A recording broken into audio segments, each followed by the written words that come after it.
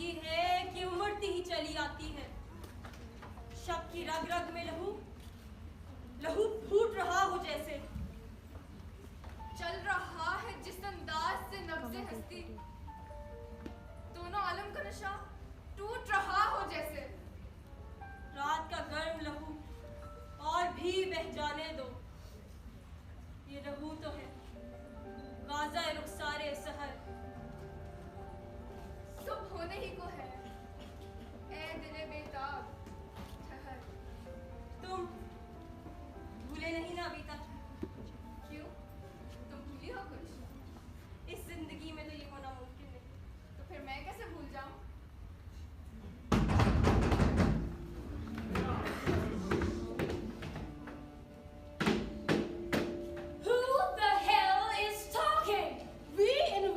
Our 200 years here. Don't listen to anyone. Don't let them free even for a single second. Just break them into pieces. ऐसे कब तक छुप कर मिलना पड़ेगा हमें? मालूम नहीं, मगर मेरा दिल कहता है अब शायद ऐसे ही छुप कर मिलना पड़ेगा हमें हर बार। क्या इस वक्त कोई भी हमारा नहीं है? जिंदगी की ये पुरानी रीत है। वैसे अब क्या फायदा?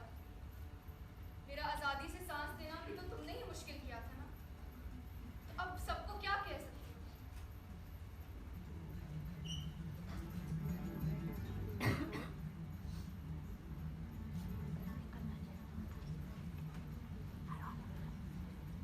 जो चुप रहूं तो दिल के दाग जलते हैं, जो बोल दूं तो बुझते चिराग जलते हैं।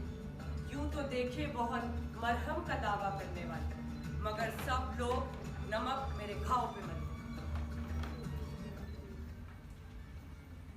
बात ये सोचने वाली हुई पड़ी है यहाँ कि ऐसी क्या जरूरत कि खामोशी को छोरो गुल पे फौकियत देना पड़ी।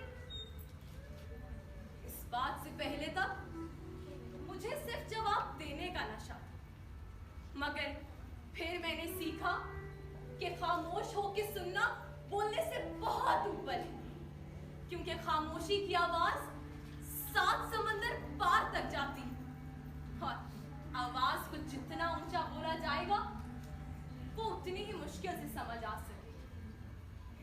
इसीलिए खामोशी ही गुफ्तगू की एक बेहतरीन चाबी। मैं अपने कामों की दुनिया को छोड़कर अपने ख्वाबों की दुनिया में दाखिल होना चाहती हूँ। फिर अचानक मेरे कमरे में एक अनहोनी सी हरकत हुई। मैंने अपनी नजर दौड़ाई तो मैं क्या देखती हूँ कि मेरा ख्वाब मेरे असल में दाखिल हो चुका था।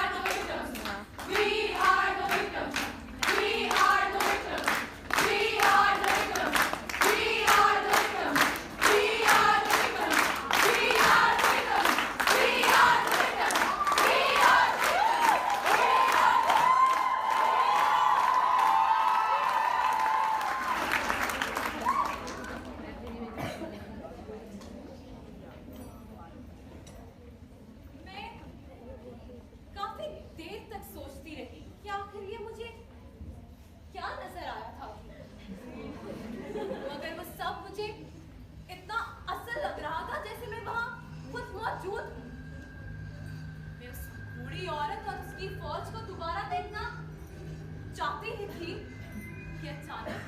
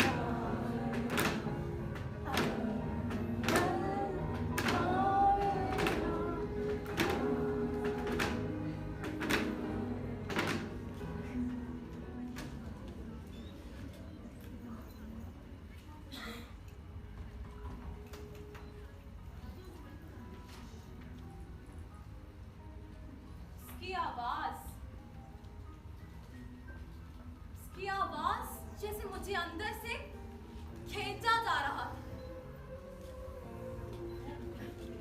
आहिस्ता आहिस्ता मेरे पास आई और ऐन शदीद पास आकर जैसे मुख्तलिफ किरदार बनकर खड़ी। हाँ, ऐसे थोड़ी ना होता है, जो कह दो उसको करना भी तो पड़ता है। एक परिंदा उड़ता फिरता पंख अपने फैलाए वो, सात समंदर पार किनारे, क्या क्या देखता जाए वो। इस चोटी से उस चोटी के बीच पहाड़ नजार बड़े हैं, तुंदिए बादे सर्द के हाथों, हर पलहा उछताए वो। कारखाना कुदरत में क्या कुछ मुमकिन नहीं है? कभी मूसा की परवरिश फिरौन के हाथों की जाती है, तो कभी अपने सगे यूसुफ को कुएं में फेंकते हैं। माफ कीजिएगा, मैं आपको पहचानता नहीं हूँ। हाँ, आप शायद लूटी हुई इज्जत हैं, जिसके लिए इस धरती पे कोई जगह नहीं। और आपको शायद मैं जानता हूँ। हाँ, आप तो आजादी इजहार की जुबान पे पड़े हुए ताले हैं ना? हाँ बिल्कुल, आपसे मिलके बहुत अच्छा लगा। दिल को काफी तसल्ली हुई कि अभी आगे भी इंसानों की ना निकलने वाली आवाज उनके दमों को घोटती रहेगी और इंसानों की जगह गधे खूबसूरती से लेटे रहेंगे। और आपका आस्तीन के सांप है ना, जो अपने बच्चों को खुद ही खा जाता है ताकि कल को वो उनकी जगह ना ले ले। अरे, आपसे मिलकर तो बहुत ही ज्यादा खुशी हुई, क्योंकि आप तो कमाल हैं। इसीलिए तो कहने से ज्यादा करना जरूरी है। मगर जो करता है फिर उसका मेलाप होना नामुमकिन हो जाता है। सोनी हो या लैला या हीर का किस्सा किसी भी नए नाम या किसी भी जुबान से हो, सब में यही था। वो कर गई सो तर गई और इसीलिए प्यार उसको नहीं मिला। जो कर जाता है उसे प्यार क्यों मिले भला? अब इसका ये मतलब थोड़ी है कि कोई प्यार ना करे या कि प्यार में कोई खोट है।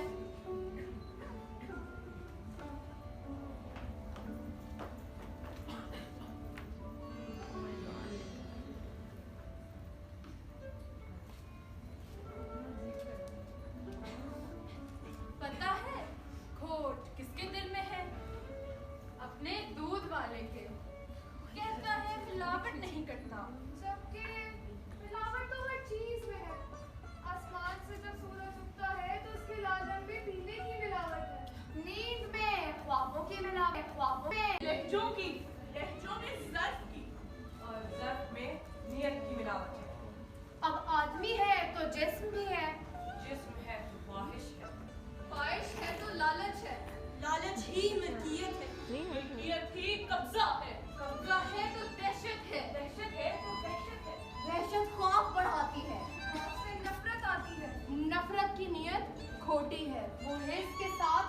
सोचती है वो हवस के हमरा सोचती है। ये हिर्स और हवस ने बेच दिया इस जीवन के आदाब को भी, मेरे कल रात के ख्वाब को भी, इंसानों के मेलाप को भी, मुल्क कब्जे की खाक को भी। वो बेटी हो या बेटा हो, उसने बेचा माँ बाप को भी। सो अब तुम भी तो कुछ बोलो ना, कुछ राज तुम हमसे बोलो ना।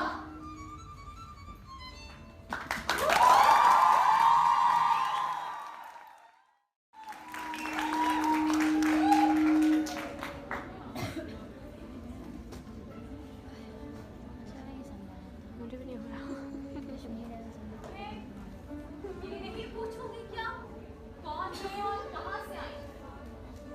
मुझे बस इतना ही पूछना है कि इतनी उम्र में भी आपके अंदर इतनी जिंदगी कैसे खाई? मतलब यहाँ तो लोग इस उम्र से बहुत पहले ही खत्म हो जाते हैं। क्या कोई दुख है इसके पीछे? हर कहानी में दुख भी एक होता है और सुख भी एक होता है, बस वो बदल बदल के बार बार आ जाते हैं यहाँ। हर कहानी में दो हस्तियां आपसी मिलाप की चाहत में इस कदर जुड़ जाती हैं कि मिलाप का तो पता नहीं मगर कुदरत का पूरा निजाम तबाह हो जाता है। कहानी एक है, मतलब यहाँ कोई भी चीज पकड़ लो तो कहानी एक ही रहेगी, मगर ये कैसे मुमकिन?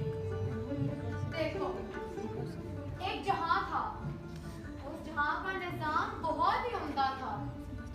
वहां के सरदार के बेटे को इश्क हो गया एक लड़की से।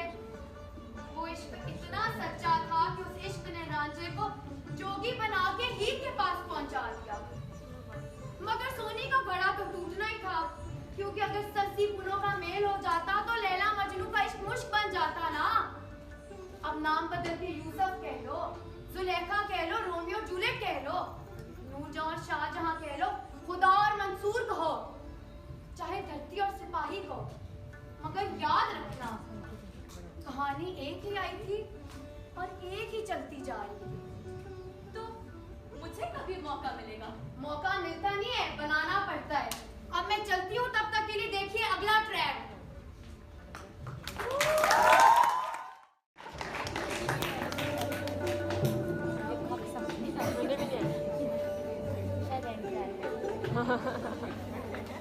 I just know the topic and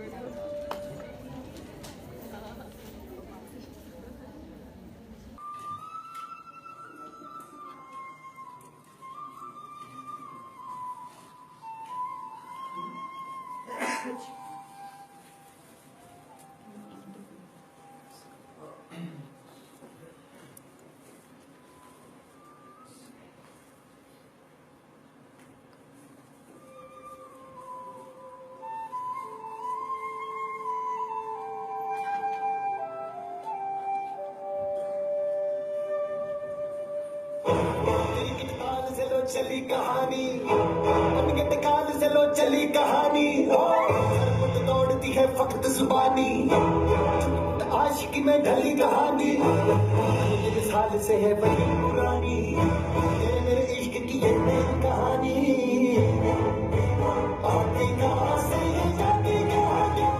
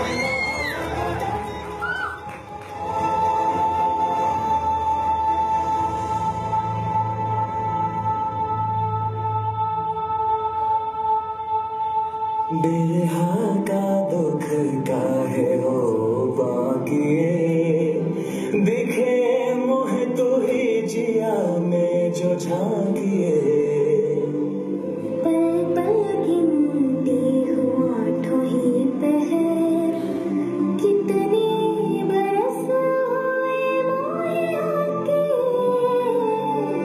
नानी हारों मोरे भोर से झरी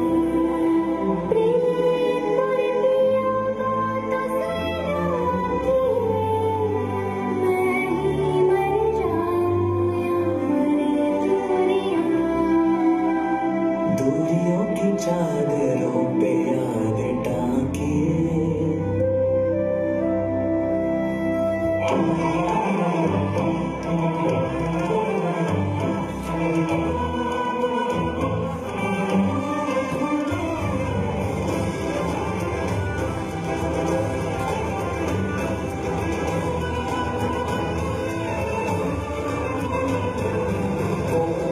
मुगल आजम को था ये गम शहजादा मोहम्मद करके इस संग का करेगा कचरा मजम तो जाती थी हर दुनिया शामे रावण अंगद भीषण युद्ध ग्रंथन मेरा तो राजन वाही राजन राजन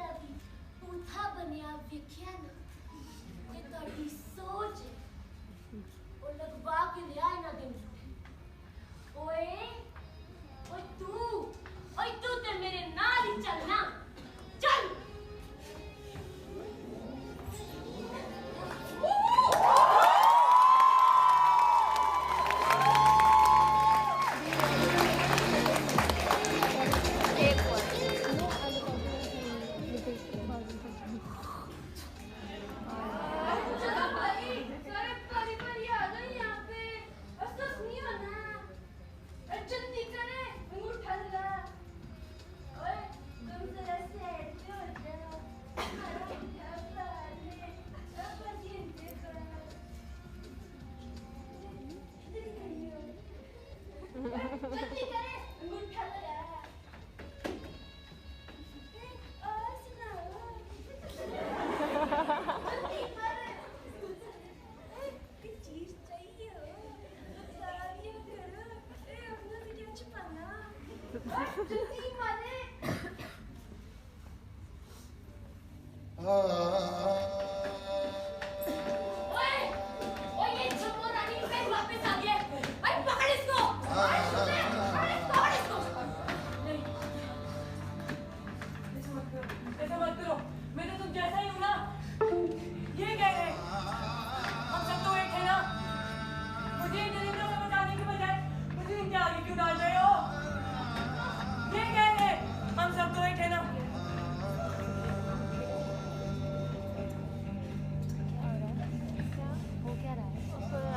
उसको दे रहे हैं कि वो चली जाएगी तो हम सभी जान बन क्या मतलब रेस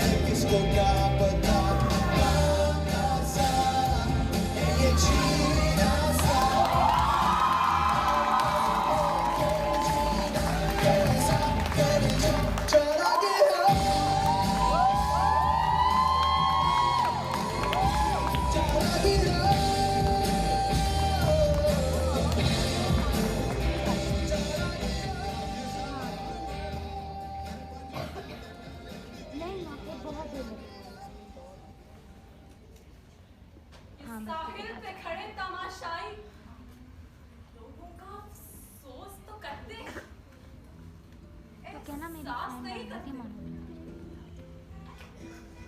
कहना देखा तुमने? मानो जल्दी जल्दी कुछ करना चाहिए। जब अपना खून ही अपने खून का प्यासा हो जाए तो कैसे अपने मफादात पूरे करके अपना रंग बदल लेता है और अपने किसी भी हिस्से की खामोशी को सजा बना के उसके आगे फेंकता है और फिर वही होता है जो तुमने अभी देखा। ये चेहरे अब तक पहुंचे कैसे? जिंदगी की पैसा भी आता है, मुखालिफ हवाओं की शिद्दत सब कुछ तबाह कर देती है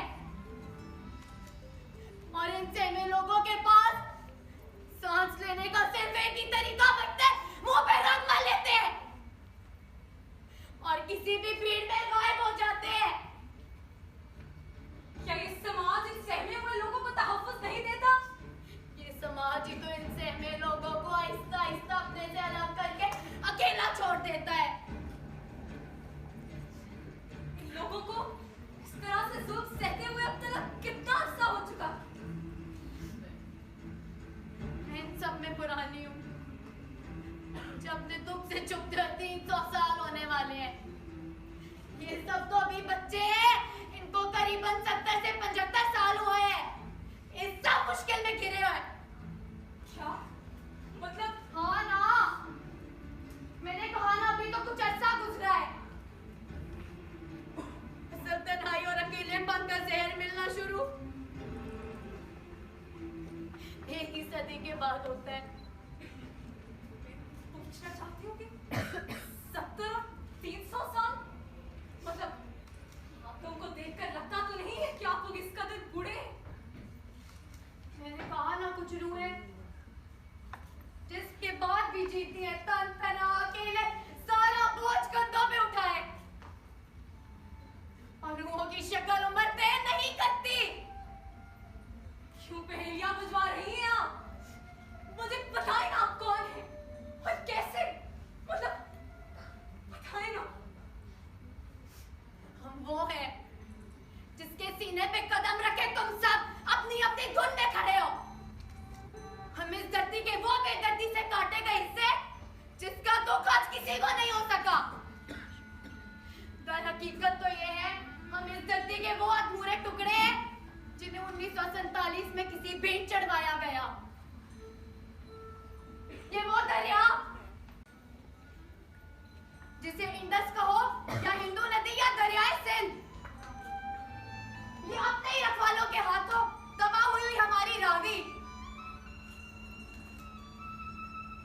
ये लाहौर दिल्ली का जुड़वा भाई जो अपनी माँ के साथ रहता है और ये दिल्ली अपने बाप के साथ रहने वाला जुड़वा भाई। ये हमारा घबराता हुआ सियाचिन जिसकी सर्द हवाओं में बारूद बो दिए गए। ये हमारा पैच कर दिया गया हिमालय और ये वो तार जो हमारे बीच लगी है, जो अपने दोनों तरफ अपने ही लोगों का खून होते देखते देखते मजनू बन गई है, जिसे हम वाघा कहते हैं।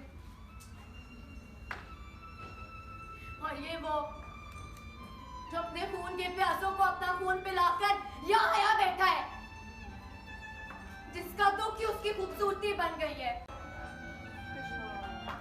ये दुनिया वो है जिसने जन्म दिया तहजीब को, ज़ौक़ को, इंसान को और सच्चाई को।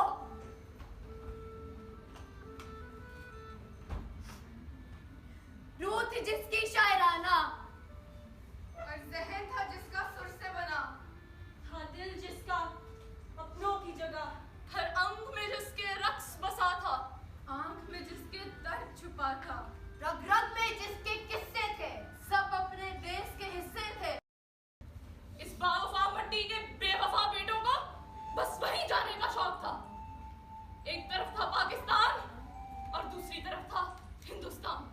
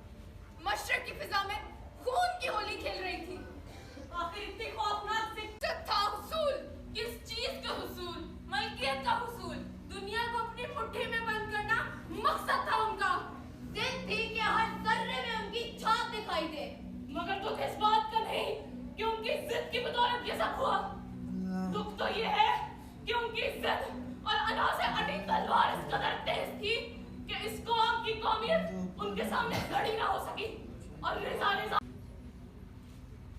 किसी का हुक्म है ये सारी हवाएं हमेशा चलने से पहले बताए कि उनकी सब क्या है। हवाओं को बताना ये भी होगा, चलेगी जब तो क्या रफ्तार होगी। कि आंधी की इजाजत अब नहीं है। हमारी रेत की ये सब फसीले, ये कागज के महल जो बन रहे हैं,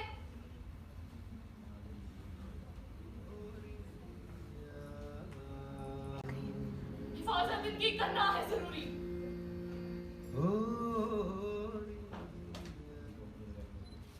किसी को हुक्म है तेरा ये सरकशी कम कर ले, अपनी हद में ठहरे। उभर कर बिखरना, बिखर कर फिर उभरना। गलत है उनका ये हंगामा करना, ये सब है वहशत की अलामत, बगावत की अलामत। बगावत तो नहीं बर्दाश्त होगी, ये वहशत तो नहीं बर्दाश्त होगी। लहरों को है अगर दरिया में रहना तो उनको होगा बस चुपचाप रहना।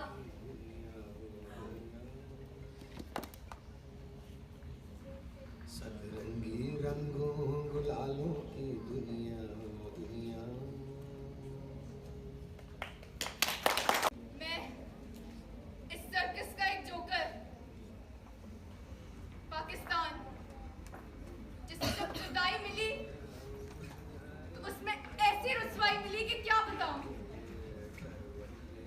जो अपना अपना कहते थे सबसे पहले वही छोड़ गए, और मुझे माँ और बाप बनके सारा का सारा सफर को तय करने के लिए एक वीरान से वहशतज़दा सहरा में अकेला छोड़ दिया गया, जहाँ कदम कदम पे मुझे मेरे ही इस नए घर से वो सब कुछ सहना पड़ा जिसने मुझसे मेरा रूप, मेरी धूप सब छीन लिया।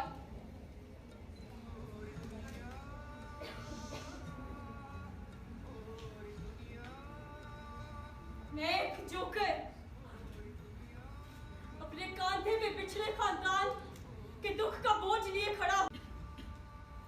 और ये बोझ उस खुदगर्जी का है जिसकी वजह से मुझ पर चलने वाले इंसानों ने ज़हनी फतूर और अंदरूनी हवस और मलकियत की लालच की बदौलत नफरत का ऐसा राग छेड़ा कि मुझे भारत बन के पाकिस्तान से अलग होना पड़ा।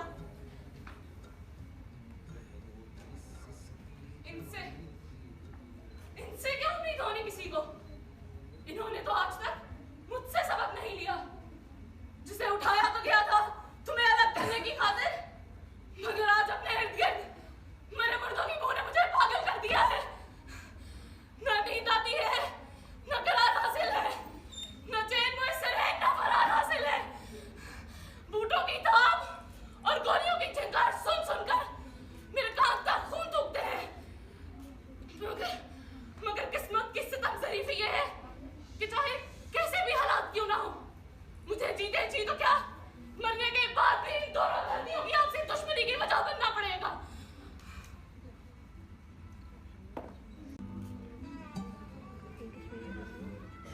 किसी को ये कोई कैसे बताए गुलिस्तान में कहीं भी फूल एक रंगी नहीं हो, कभी हो ही नहीं सकते।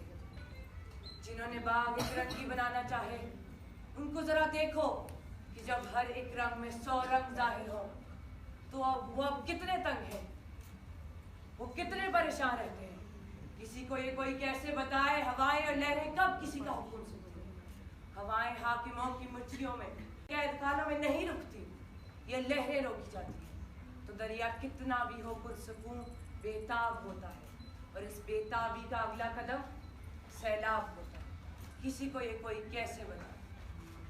जी तो चाहता था युगोस्लाविया, वियतनाम, बोस्निया, अफगानिस्तान, बेहिस लोगों का रश और उसमें लावारिस लाशों की बात होगा, मगर खुद पे लगे घाव इस कदर गहरे हो चुके हैं कि अब सारी उम्र ऐसे जख्म भरने में गुजर जाएगी, मगर चैन शायद तब भी ना आ सके। कश्मीर हमारा है कि नारे लगाने वालों से पूछना चाहती हूँ, एहसास छोड़ो, काम छोड़ो, सब छोड़ो। किसी ने एक बार भी मेरे बारे में सोचा है, या उस भारत की तरह मुझे बीच में लटकाया हुआ है। और वाकई सही कहते हैं, हकीकत वही होती है जो खुद पे गुजरती है। हम पे गुजरे थे जो रंज सारे, जो खुद पे गुजरे तो लोग समझे। जब अपनी अपनी मोहब्बतों के अजाब झेले तो लोग समझे। वो एक कच्ची सी उम्र वाली के फलसफे को कोई ना समझे। जब उसके कमरे से लाश निकली, खतूत निकले तो लोग समझे। खैर का हुक्म सुना दिया जाए और जेल के अहाते में कहीं एक कामनी फूल हो। अब कैदी को काल कोठरी से वो नजर तो ना आए, मगर कभी कभी उस फूल की खुशबू जब कैदी के नाक से टकराए तो वो जी उठे। तुम सबके मतलबी साथ से और फर्क नहीं पड़ता। इसने मेरी खूबसूरती को तार तार कर दिया। ये जालिम लोग, ये सब, ये मेरी नस्लें मार रहे हैं। फेंक दो बस, फिर ना मुझे तुमसे कोई शिकायत हो ना ही कोई।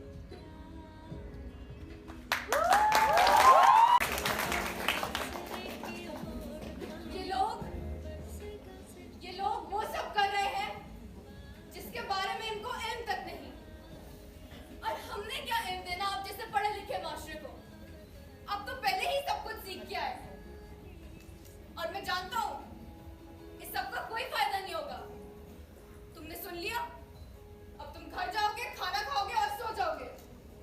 सुबह उठोगे, काम पे जाओगे, माले की गालियां खाओगे और यही सब चलता रहेगा इस गोल दायरे में। और तुम लोग इसी गर्दाब में फंसे रहोगे। यही तो मसला है कि हम जानते हैं,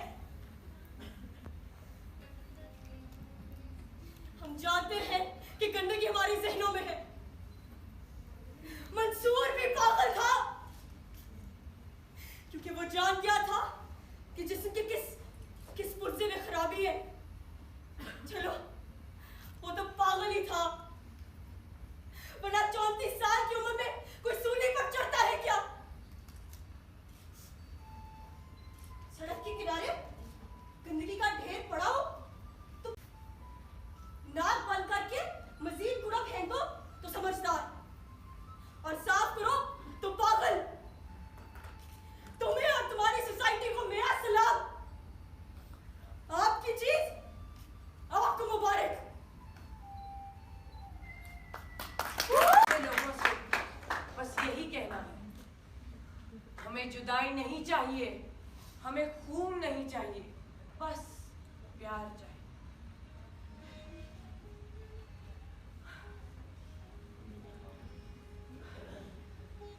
हमें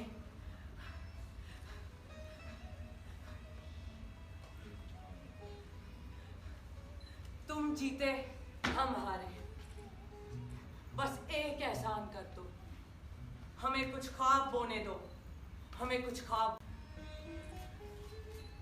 इससे पहले कि सब किरदार चीख उठे, कोई तो पर्दा गिरा दो, कोई तो पर्दा गिरा दो।